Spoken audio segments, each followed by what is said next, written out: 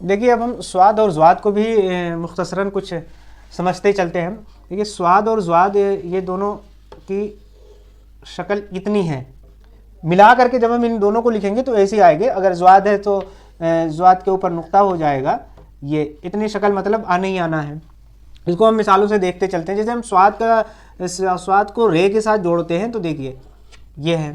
سواد کو ہم دال کے ساتھ جوڑتے ہیں، یہ ہے. سواد کو اگر ہم لام کے ساتھ جوڑتے ہیں دیکھیے ایسا ہے. اور سواد کو یہ کے ساتھ بھی ہم دیکھ لیتے ہیں. تو آپ اس میں غور کر رہے ہوں گے تو جہاں بھی یہ سواد ہم نے بنایا ہے اس کے لیے اتنا حصہ پورا آپ کو دکھ رہا ہوگا. یہ اتنا اس میں دیکھیے سب کے یعنی یہ جو پوائنٹ ہے یہ بھی اس کے ساتھ آنا ضروری ہے جب ہم ملا کر کے لکھ رہے ہوتے ہیں.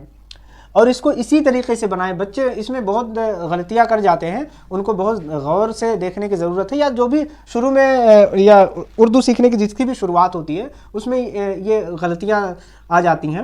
تو انہیں ہمیں خاص طور سے دھیان میں رکھنا ہے کہ ہم کو یہ دیکھیے ایک بار ہم یہ پورا بنا کے سواد بناتے ہیں. اس کو دھیان سے دیکھیے کیسے بنانا ہوتا ہے. یہاں چلایا ہم نے، یہ ایسے بنانا ہے، ملا کر کے لکھنا ہے. تو اس کو بھی دیکھیے ہم سلو سلو بناتے ہیں، یہ ایسے. اب اس کو اور تھوڑا سا ہم لفظوں میں لکھ کر کے دیکھتے ہیں. جیسے ہمیں لکھنا ہے صدف لکھتے ہیں، یہ دیکھیں صدف. اسی طرح اگر ہم ضعیف لکھیں، زواد عین یہ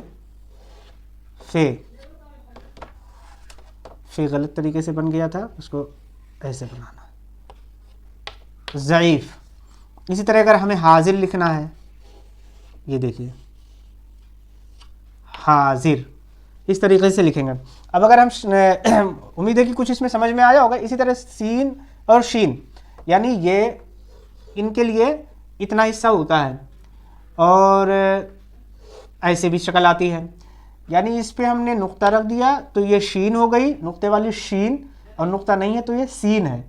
شین سین، یہ دونوں نقطے والی کو ہم تھوڑی شیٹی جیسی آواز آتی ہے شین، جس پہ نقطہ نہیں ہے اسے ہم بولتے ہیں سین. اور پہچاننے کے لیے اردو میں ہم چھوٹی سین بڑی شین بھی کہہ دیتے ہیں. جس پہ نقطہ ہے اسے بڑی شین بول دیتے ہیں، جس پہ نقطہ نہیں ہے چھوٹی سین کہہ دیتے ہیں. اب ہم یہ ملا کر کے لکھنے میں دیکھیں ان کی یہ دو شکلیں بنتی ہیں.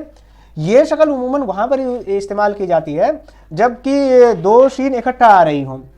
جیسے یہاں پر ہم لکھتے ہیں ششم لکھ دیا ہم نے، تو یہاں پر یہ اس طرح کے آ گئے. اور اگر اکٹھا نہیں ہے تو یہ ضروری نہیں ہے کہ اس طرح سے ہم بنائیں. یعنی اس کو عموماً وہیں پر بناتے ہیں جہاں ڈبل شین ایک ساتھ آ جائے، تو وہاں پر ہم ایک اس طرح بنا دیتے ہیں اور ایک اس طریقے سے بنا دیتے ہیں تاکہ 600 سے اکٹھا نہ ہو، کوئی کنفیوژن نہ ہو، اور خوبصورتی بھی ایک طرح سے اس میں رہتی ہے اس طریقے سے بنانے میں.